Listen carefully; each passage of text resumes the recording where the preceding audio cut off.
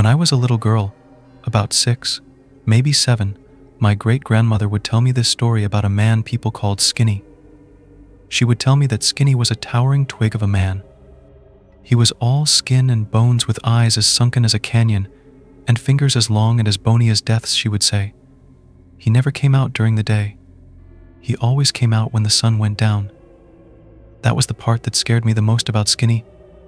She talked in great detail about what he would do to children who got lost on the way home during the night. So when the sun starts to go down, my great-grandmother would say, "You get your ass home or else Skinny will get you. Then he'll sew your mouth shut so you can't scream, and then sells you to any demon who wants you, whatever the price." This terrified me as a little girl. As I got older, I started to forget Skinny. My great-grandmother passed when I was 8 years old, so I never heard that awful story ever again. But I would have these nightmares of this tall, skeleton man sewing my mouth shut while I tried to scream. They always resurfaced at random moments. I'd wake up in a cold sweat and would try not to look out my bedroom window. After a while, as I said before, I started to forget about him. I shrugged the nightmares off as just bad dreams. So I forgot. But I never should have forgotten, and after my experience, I never did. It was 3 years after my great-grandmother's death, and child disappearances started to become a problem in my town. The whole town agreed that all children had to come home before sundown. I usually obeyed this rule, but one afternoon I was with my friend Jerry. He was my best friend and my only friend back then. After school we used to go to the park and play in the forest. He and I did the usual childhood games, hide and seek, play in the stream, climb trees, etc. We stayed in that park until the sun went down. That was our fatal mistake. Writing about it today brings back horrifying and painful memories. Jerry and I were riding our bikes home after our day in the woods. While we were riding, I started to get the feeling we were being followed and watched.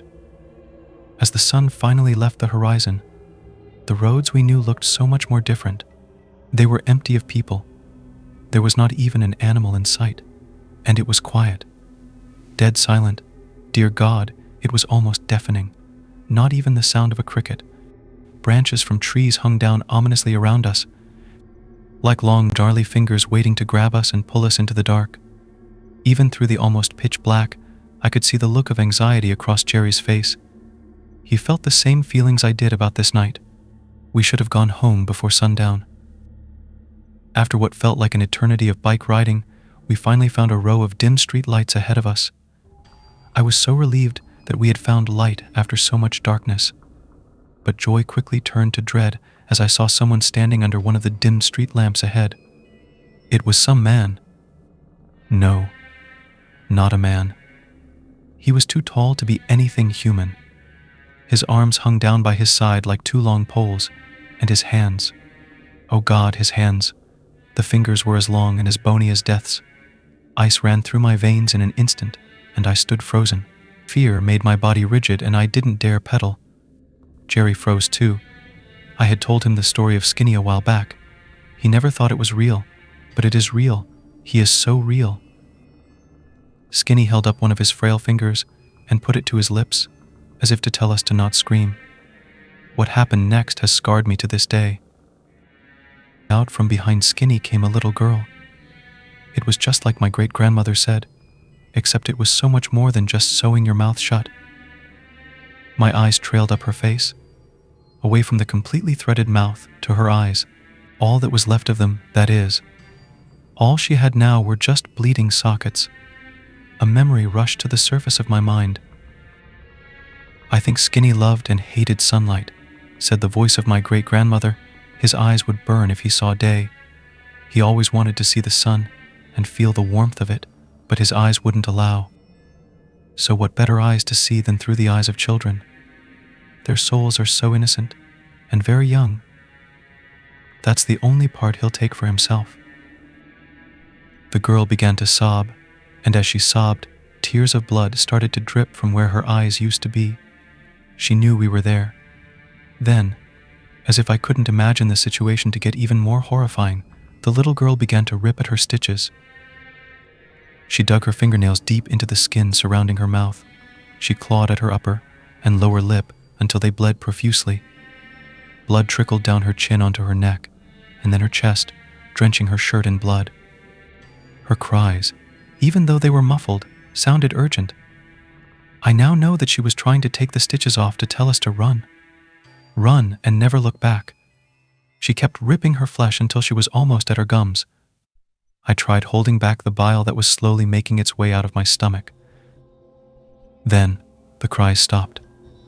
Everything went silent again. The girl fell to the pavement. A pool of crimson formed around her tiny body.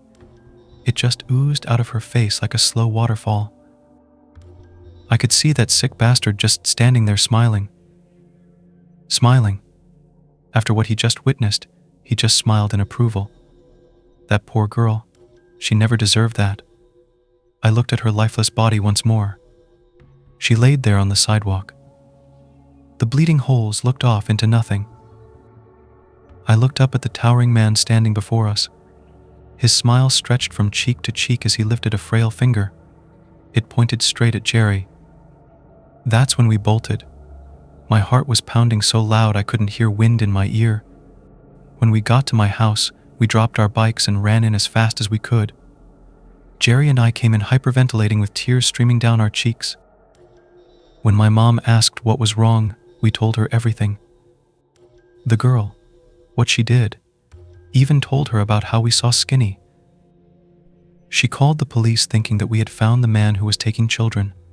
We went with them to the place where we saw him.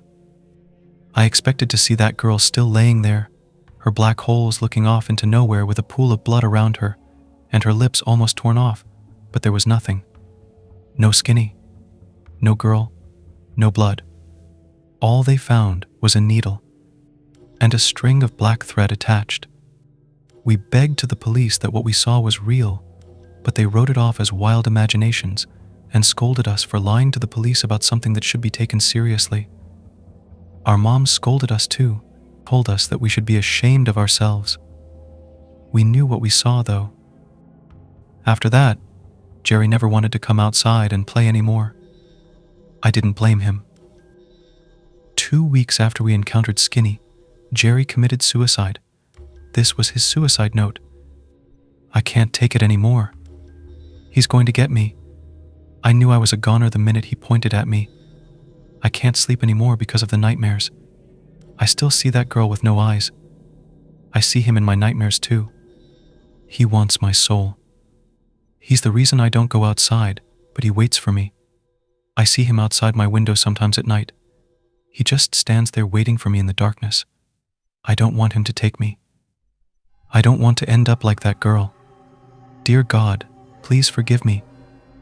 I can't do it anymore. I'll die by my own hand before I let that bastard pluck my eyes out and sew my mouth shut. Forgive me. Jerry. My world shattered that day. My only friend. Gone. I think Skinny knew what Jerry would do, though. He just mentally tortured him until he gave up. That's what he does if he doesn't get you the first time. He'll make you think he's going to take you until you do yourself in. He'll come to you in nightmares. Maybe he'll stand outside your house at night, just watching, waiting, holding his needle and thread, just waiting for you to break curfew. I don't go outside when the sun starts to go down anymore. I shut all of my windows and lock all of my doors in the evening. He's there, watching. I have a better mind than to look out and actually see if he is. I know he is. If there is one word of advice I could give you, it'd be this. Come home before sundown. Watch out for the man of skin and bone, with fingers as long and bony as death's, the taker of eyes, taker of souls, the devil's salesman. Beware of the man they call Skinny.